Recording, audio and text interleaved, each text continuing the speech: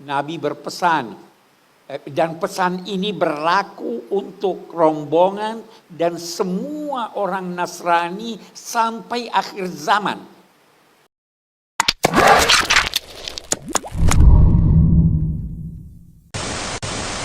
Salam semuanya, saudaraku yang dikasihi oleh Tuhan, senang bisa menyapa Anda kembali pada kesempatan ini. Saya percaya bahwa setiap kita yang menyaksikan tayangan video ini, kita semua dalam keadaan baik dan juga dalam keadaan yang diberkati oleh Tuhan. Baik, amin. Saudaraku yang dikasihi oleh Tuhan, kita melihat fenomena akhir-akhir ini ada begitu banyak kejadian-kejadian secara khusus berbicara tentang agama. Ada sebagian kecil atau beberapa orang dari tokoh-tokoh agama, secara khusus tokoh-tokoh dari umat Islam, yaitu para ustadz yang begitu memprovokasi, begitu membenci, menyatakan ketidaksukaan mereka dengan orang-orang Kristen. Dan itu kita melihat di berbagai media sosial, baik itu di Instagram, baik itu di Facebook, dan juga di YouTube, dan berbagai macam di media sosial yang memberikan ceramah-ceramah yang tidak membangun dan menjadikan kita umat beragama saling membenci satu sama lain. Ini sesuatu hal yang sangat disayangkan dari beberapa orang saja yang melakukan hal-hal demikian. Saudara yang dikasihi oleh Tuhan, ketika kita sudah mendengar hal-hal demikian, maka tali persaudaraan itu semakin renggang adanya, karena ceramah-ceramah yang tidak membangun, yang tidak memberikan edukasi yang baik kepada masyarakat luas. Maka dengan demikian, saya sebagai orang Kristen dan saudara semua, maka kita saling menghormati satu sama lain, saling membangun satu sama lain, karena kita ini adalah satu kesatuan dan saudara, yaitu di dalam satu bangsa Indonesia. Dengan demikian, ada satu pesan atau satu video dari seorang tokoh yang sangat saya hormati, yaitu dari Pak Profesor Quraisy Shihab. Dia memberikan pesan kepada seluruh masyarakat, secara khusus umat Islam, apa yang mereka harus lakukan kepada orang-orang Kristen. Ini sesuatu hal yang menarik. Mari kita saksikan video berikut ini.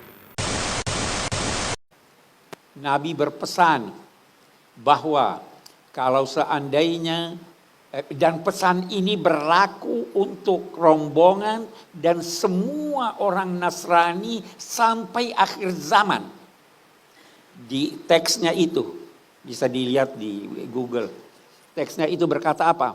Kalau umat Kristiani membutuhkan sesuatu untuk kebutuhan agama mereka, atau ingin merenovasi gereja-gereja mereka, hendaklah mereka dibantu bukan berupa hutang, tapi pemberian.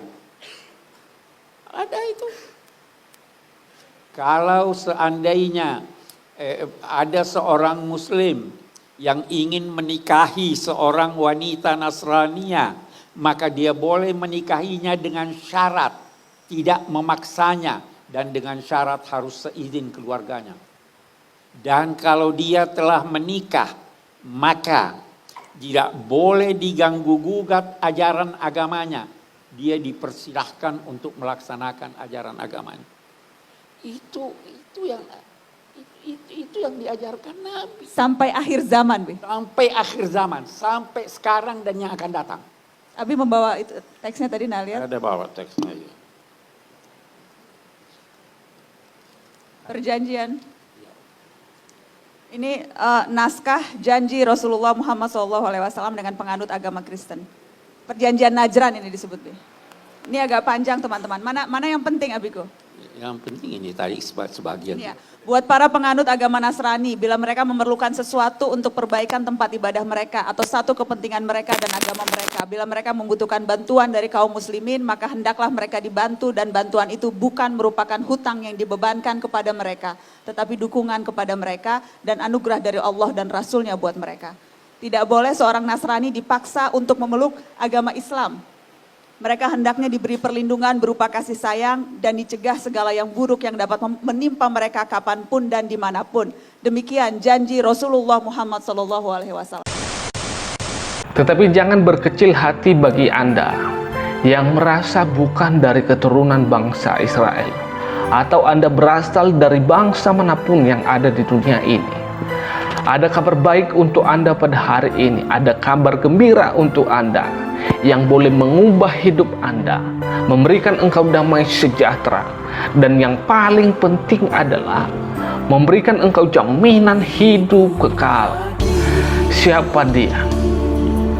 Dia adalah Tuhan Yesus Kristus yang telah datang ke dunia, berinkarnasi, mengambil rupa manusia, dan sebagai misi utamanya adalah menyelamatkan umat manusia yang telah rusak oleh karena dosa, dan dia telah mati di atas kayu salib yang sebagai tebusan dosa manusia itu, yaitu dia menyelamatkan saya dan juga saudara.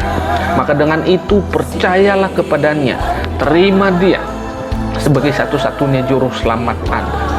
Maka dengan demikian Anda akan memperoleh hidup yang kekal. Maka mulai dari sekarang ambil keputusan, terima dia sebagai satu-satunya juru selamat Anda. Maka saya percaya jaminan keselamatan itu Anda juga memperoleh seperti saya memperolehnya. Tuhan memberkati kita semuanya. Shalom.